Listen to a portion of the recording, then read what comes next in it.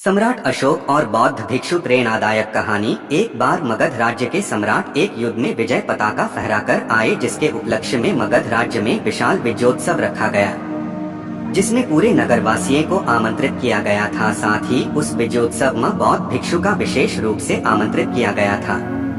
उस आयोजन में बौद्ध भिक्षु का प्रवचन भी था। सारी तैयारी पूरी हो गई, नियत समय पर आयोजन प्रारंभ हो गया।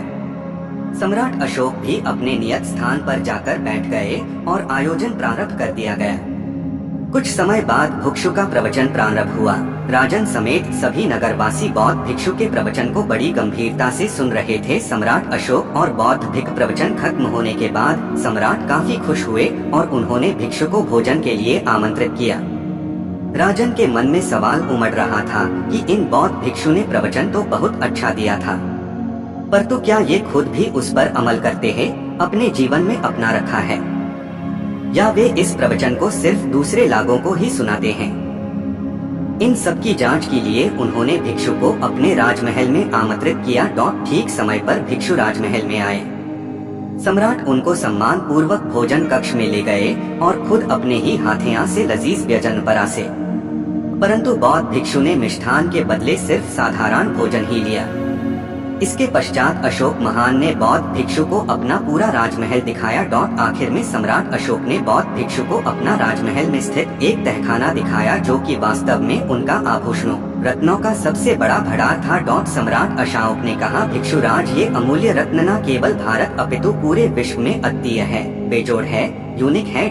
भिक्षु ने कहा, महाराज, इन सब आभूषणों रत्नों हीरों से तो राज्य को बहुत राजस्व आता होगा। इस पर सम्राट ने कहा, कैसी बात कर रहे हो भिक्षुराज, इनसे आय कहाँ होती है, अपितु इनकी सुरक्षा के लिए तो बहुत बड़ा खर्च राज्य को उठाना पड़ता है। तब बौद्ध भिक्षु ने कहा, हे राजन, आज जब मैं आपके राज्य में आ रहा था, तब रास्ते मैंने इन रत्नों से भी बड़ा कीमती पत्थर देखा था।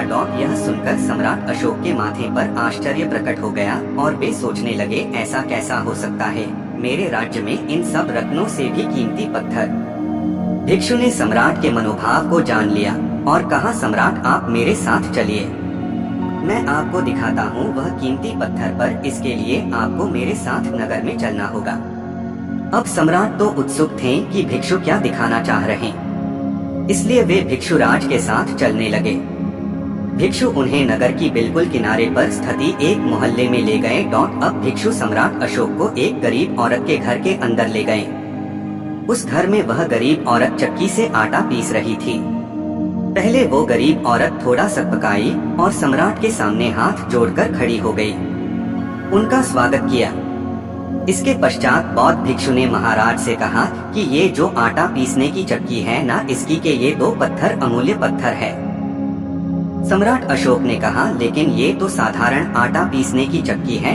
ये पत्थर केवल आटा पीसने के काम आते हैं, आप कैसे इनकी तुलना कीमती हीरो जवाहरातों से कर सकते हो? इन पत्थरों का तो उन अमूल्य रत्नों से कोई मेल नहीं। इस भिक्षु ने सम्राट को वह रहस्य बताया कि कैसे यह आटा चक्की के 2 पत्थर रत्नों से भी कीमती है। भिक्षुराज बोले, महाराज, राजन है तो चक्की का पत्थर, मगर राज्यों के अमूल्य रत्नों हीरो जवाहरातों से भी कीमती। सम्राट ने कहा, भिक्षुराज, ऐसे कैसे हो सकता है? सम्राट अशोक और बौद्ध भिक्षु प्रेरणादायक कहानी।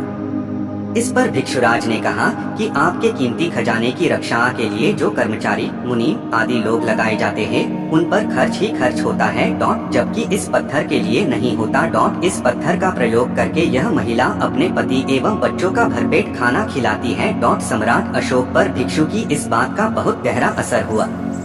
वे रात भर इस बात को ही सोचते रहे और दूसरे ही दिन सुबह सुबह उन्होंने अपना हीरे जवाहरत सोना चांदी भरा खजाना दान कर दिया। ग्रेट अशोका एंड बौद्ध भिक्षु मोटिवेशनल स्टोरी कैसे लगी? टिप्पणी अनुभाग में जाकर जरूर बताएं, हम आपके टिप्पणियों का स्वागत करते हैं। इस तरह के वीडियो पाने के लिए हमारे चैनल से जुड़े रहें या आप अपना प्यार बनाए रखें। कृपया लाइक करें, सब्सक्राइब करें, जरूर करें, शायद एक दीवाना